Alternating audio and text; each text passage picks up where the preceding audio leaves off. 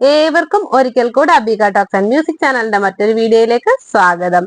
വെറും വയറ്റിൽ വേദന സംഹാരി കഴിക്കുന്നവർക്ക് ഇനി ദിവസങ്ങൾ എണ്ണി തുടങ്ങാം. എന്തെല്ലാമാണ് അപകടം, ഗുരുതരമായ പ്രത്യാഘാതങ്ങൾ എന്തൊക്കെയാണെന്ന് നമുക്ക് നോക്കാം. പലരും ചെറിയൊരു വേദന വരുമ്പോൾ ഉടൻ തന്നെ പോയി വേദന സംഹാരി കഴിക്കുന്നു. അതിനി ഇപ്പോൾ എത്ര ചെറിയ വേദനയാണെങ്കിലും വലിയ വേദനയാണെങ്കിലും സ്വയം ചികിത്സയാണ് പലരും ചെയ്യുന്നത്. ഇതുണ്ടാക്കുന്ന പ്രത്യാഘാതങ്ങൾ എത്രത്തോളം വലുതാണ് എന്ന് പലരും ചിന്തിക്കുന്നില്ല. പലപ്പോഴും ആരോഗ്യത്തിനെയും ആയുസിനെയും ഒരുപോലെ ഇല്ലാതാക്കുന്നതാണ് ഇത്തരം ശീലങ്ങളെന്ന് പലരും ചിന്തിക്കുന്നില്ല. കാലിഫോർണിയ ആസ്ഥാനമാക്കിയുള്ള gastroenterologist doctor Saurabh Sethi ഇപ്പോൾ വേദന സംഹാരികളെ കുറിച്ച് അവ വെറും വയറ്റിൽ കഴിക്കുന്നതിനെ കുറിച്ചും ചില മുന്നറിയിപ്പുകൾ നൽകിയിട്ടുണ്ട്. നമ്മൾ ഒരിക്കലും പ്രതീക്ഷിക്കാത്ത അപകടങ്ങൾക്ക് ഇത് കാരണമാകും എന്നതാണ് ഇവർ പറയുന്നത്. രക്തസ്രാവത്തോടുള്ള അൾസർ ബാധിച്ച ഒരു വ്യക്തിക്ക് നൽകിയ ചികിത്സയുടെ അടിസ്ഥാനത്തിലാണ് ഇദ്ദേഹം ഇത്തരം ഒരു നിഗമനത്തിൽ എത്തിയത്. നിരന്തരമായി ഈ വ്യക്തി തലവേദനയ്ക്കുള്ള മരുന്ന് വെറും വയറ്റിൽ കഴിച്ചതിന്റെ അടിസ്ഥാനത്തിലാണ് രോഗാവസ്ഥ മൂർച്ഛിച്ചത്. വേദന സംഹാരികൾ ഡോക്ടറുടെ നിർദ്ദേശപ്രകാരം മാത്രമേ കഴിക്കാൻ പാടുള്ളൂ. മാത്രമല്ല ഇവ ഒരിക്കലും വെറും വയറ്റിൽ കഴിക്കാനും പാടില്ല. ഒഴിഞ്ഞ വയറ്റിൽ കഴിക്കുമ്പോൾ സംഭവിക്കുന്നത്. നിങ്ങൾ ഒഴിഞ്ഞ വയറ്റിൽ വേദന സംഹാരികൾ കഴിക്കുമ്പോൾ എന്താണ് സംഭവിക്കുന്നതെന്ന് ആദ്യം അറിഞ്ഞിരിക്കണം. ഡോക്ടർമാരുടെ നിർദ്ദേശപ്രകാരമാണ് കഴിക്കുന്നതെങ്കിൽ ഫലപ്രദമായ ആഗിരണത്തിന് വേണ്ടിയാണ് ഇത്തരത്തിൽ ചെയ്യുന്നത്. ഇത് ഭക്ഷണത്തോടൊപ്പം തന്നെ കുടലിന്റെ മാറ്റങ്ങൾ പരിമിതപ്പെടുത്തുകയും മരുന്നുകളുടെ ഫലപ്രാപ്തിയെ തന്നെ ബാധിക്കുകയും ചെയ്യുന്നു. എന്നാൽ ചില അവസരങ്ങളിൽ ഇത് നാം കഴിക്കുന്നത് ഭക്ഷണത്തിലെ അയോൺ, കാൽസ്യം എന്നിവയെ ബാധിക്കുകയും ചെയ്യുന്നു. നിർദ്ദേശപ്രകാരം കഴിക്കേണ്ടത്. പലപ്പോഴും ചില മരുന്നുകൾ ഡോക്ടർമാർ വെറും വയറ്റിൽ കഴിക്കാൻ നിർദ്ദേശിക്കുന്നു.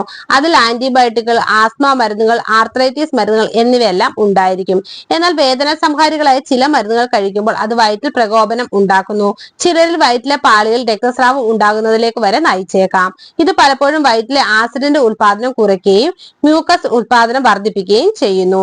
ഇതിന്റെ ഫലമായി പലപ്പോഴും ശരീരത്തിലെ ദഹനനാളത്തിൽ വല്ല പ്രതിസന്ധികൾ ഉണ്ടായേക്കാം. കുടൽ സംബന്ധമായ പ്രശ്നത്തിലേക്കും ഇത് നയിക്കുന്നതിനുള്ള സാധ്യതയും വളരെ കൂടുതലാണ്.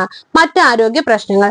ആമാശയത്തിന് പ്രതിസന്ധി ഉണ്ടാകുന്നതോടൊപ്പം തന്നെ രക്തസ്രാവമുള്ള അൾസർ, കുടൽ വീക്കം, കുടൽ സംബന്ധമായ മറ്റു പ്രശ്നങ്ങൾ എന്നിവ വർദ്ധിക്കാം. പലപ്പോഴും ആരോഗ്യത്തിന് വളരെയധികം ബുദ്ധിമുട്ടുകൾ ഇവ ഉണ്ടാക്കും.